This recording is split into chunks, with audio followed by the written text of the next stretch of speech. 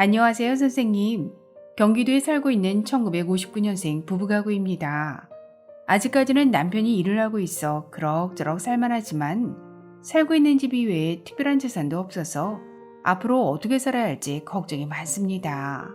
그래서 내년에 기초연금을 꼭 받았으면 좋겠는데 2024년 기초연금 선정기준액은 언제쯤 발표되는 건가요?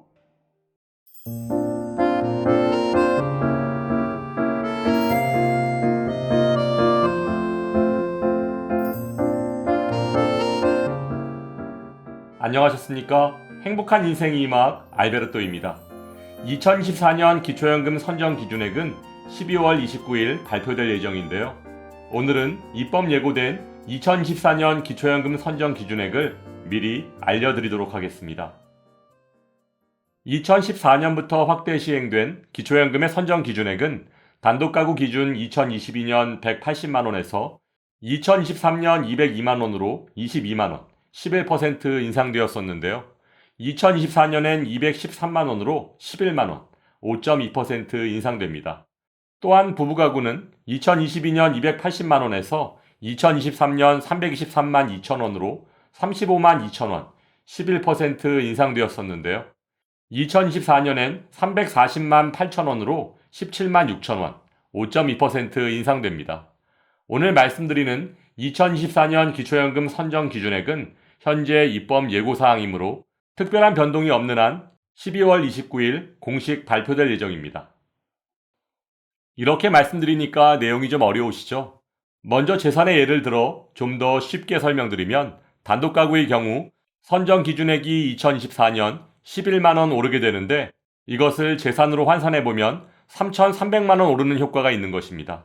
즉, 부동산을 포함한 일반 재산과 금융재산의 합계가 올해보다 3,300만원 늘어났어도 기초연금을 받을 수 있다는 뜻이고, 부부가구의 경우는 선정기준액이 2024년 17만 6천원 오르게 되는데 이것을 재산으로 환산해보면 5,280만원 오르는 효과가 있는 것입니다. 즉, 부동산을 포함한 일반 재산과 금융재산의 합계가 올해보다 5,280만원 늘어도 기초연금을 받을 수 있다는 뜻입니다. 올해 살고 있는 집의 공시가격이 많이 떨어졌는데 떨어진 공시가격이 언제부터 기초연금에 반영되나요? 올해 공동주택 공시가격이 전국 평균 18.61% 하락해서 역대 최대 하락폭을 기록했는데요. 이렇게 하락한 2023년 공시가격은 2024년 4월부터 기초연금에 반영됩니다. 그렇다면 남편은 1959년 3월 20일생이고 저는 1959년 10월 15일생인데 기초연금 언제 신청해야 되는 건가요?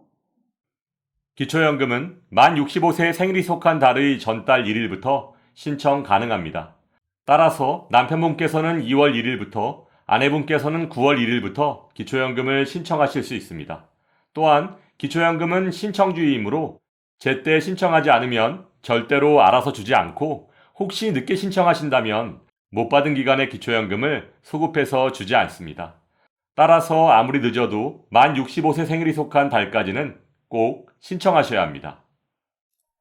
그럼 2024년엔 기초연금이 얼마나 인상되나요? 단독가구는 2023년 32만 3,180원에서 2024년 33만 4천원으로 1,820원 인상되고, 부부가구는 2023년 51만 7,080원에서 2024년 53만 4,400원으로 17,320원 인상될 예정인데요. 물론 2023년 물가상승률을 반영한 최종 금액은 내년 1월 말 발표될 예정이지만 과연 어떤 나라 물가상승률을 반영한 것인지 궁금해집니다. 그러면 기초연금은 언제부터 얼마씩 받게 되나요? 우린 부부가구니까 처음부터 53만 4,400원을 받게 되는 건가요? 기초연금 수급 대상이 되시면 남편분께서는 먼저 3월 25일 33만 4천원을 받으시다가 아내분께서 함께 기초연금을 받게 되는 10월 25일부터 부부가액으로 20% 감액된 26만 7,200원을 부부 각각 받으시게 됩니다. 따라서 10월 25일부터 부부 합계 53만 4,400원까지 받으실 수 있습니다. 그렇다면 기초연금 신청하러 갈 때 무엇을 준비해야 하나요?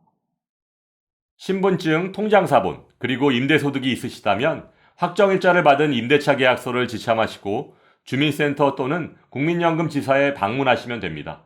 또한 부부가구의 경우 배우자가 금융정보 등 제공 동의서에 서명하셔야 신청하실 수 있습니다.